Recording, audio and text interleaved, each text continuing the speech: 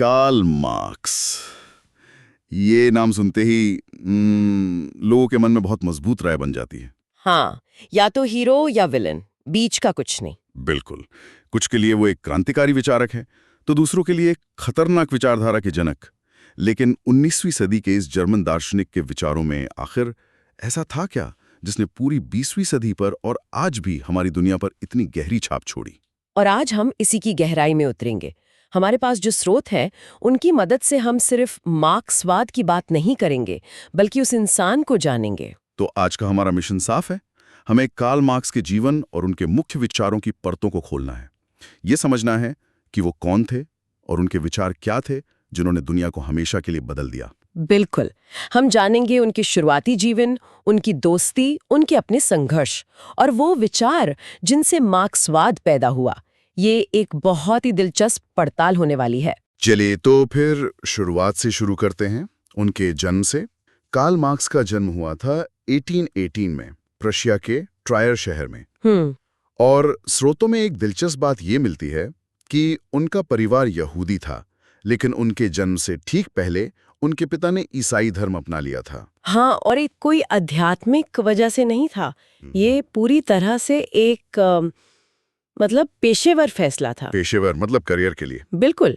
उस समय यहूदियों के लिए कानूनी अधिकार बहुत सीमित थे और उनके पिता जो एक सफल वकील थे, अपना करियर बचाने के लिए प्रोटेस्टेंट बन गए। अच्छा। तो मार्क्स की अपनी विरासत तो काफी गहरी थी।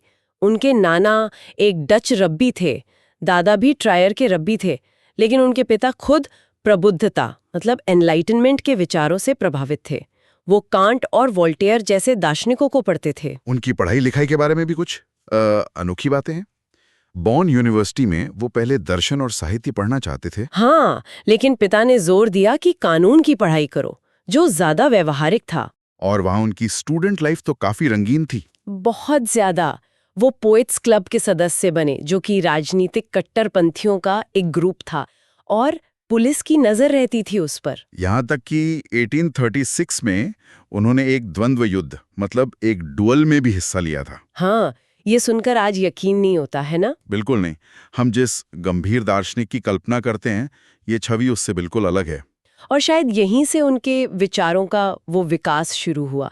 बर्लिन यूनिवर्सिटी में वो हेगेल के दर्शन से बहुत प्रभावित हुए और यंग हेगेलियंस नाम के एक रैडिकल समूह से जुड़ गए। ये वही ग्रुप था जो हेगेल के विचारों का इस्तेमाल समाज, राजनीति और धर्म की आलोचना के लिए करता था। सही। और इसी दौरान उन्होंने पत्रकारिता शुरू की। कोलोन में उन्होंने राइनिशे ज़ाइटुंग नाम के एक रैडिकल अखबार के लिए लिखना शुरू किया, लेकिन उनके लेख इतने तीखे होते थे कि सरकार को चुभ गए। चुप गए तो बहुत नरम शब्द है। प्रशिया की सरकार ने अखबार पर सेंसर लगा दिया और आखिरकार 1843 में उसे बंद ही करवा दिया। और यहाँ से कहानी और भी दिलचस्प हो जाती है। पेरिस में मार्क्स की मुलाकात हुई फ्रेडरिक एंगल्स से। और ये मुलाकात एक टर्निंग पॉइंट थी। एंगल्स जीवन भर उनके सबसे करीबी दोस्त और सहयोगी बने रहे। एंगल्स ने मार्क्स को अपनी किताब दिखाई थी, the condition of the working class in England. हाँ, और उस किताब ने मार्क्स को यकीन दिला दिया कि मजदूर वर्ग, जिसे वो सर्वहारा या प्रोलेटेरिएट कहते थे, वही इतिहास की अंतिम क्रांति का मुख्य कर्ता होगा। और यहीं से उनके उन विचारों की नींव पड़ी जिन्हें आज हम मार्क्सवाद कहते हैं। इसमें सबसे पहला और सबसे बुनियादी विचार था ऐतिहासिक भौतिकवाद। बिल्कुल। हेगल का मानना था कि इतिहास विचारों, आइडियाज से चलता है।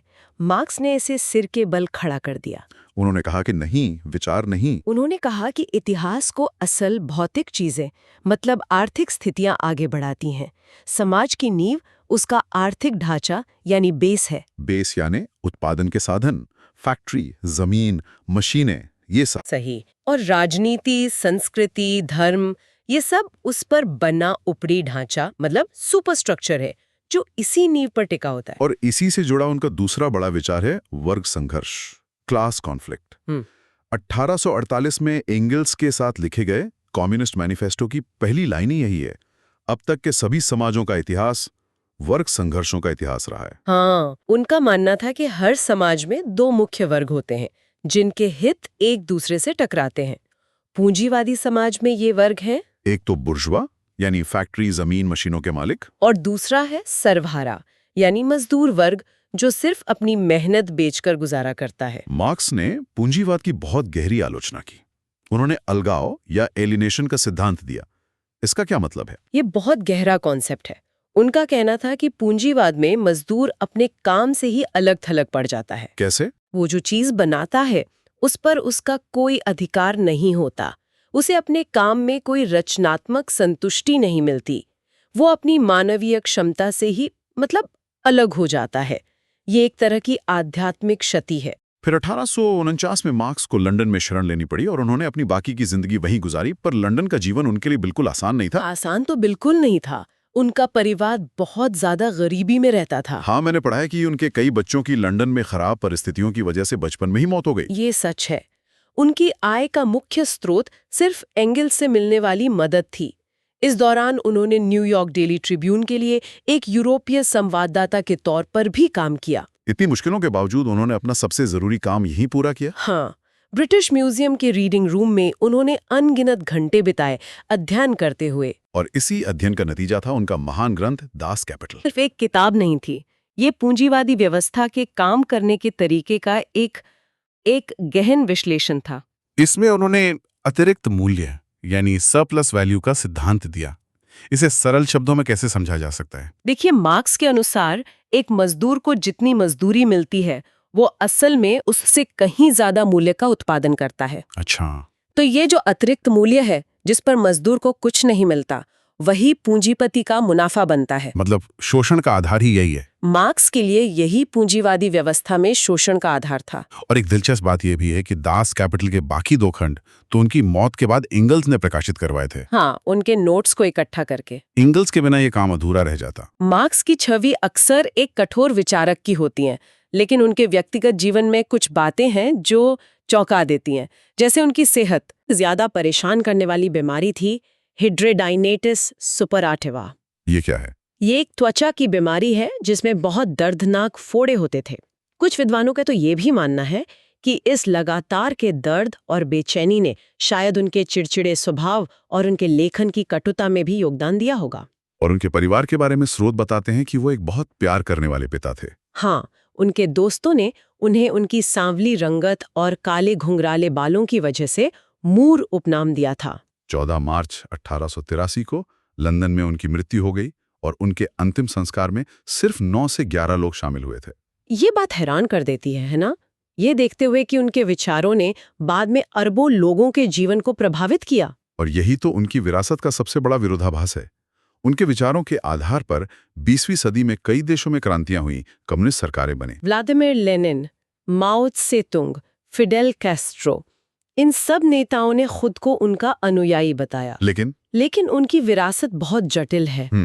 उनके काम ने आधुनिक समाजशास्त्र की नींव रखी।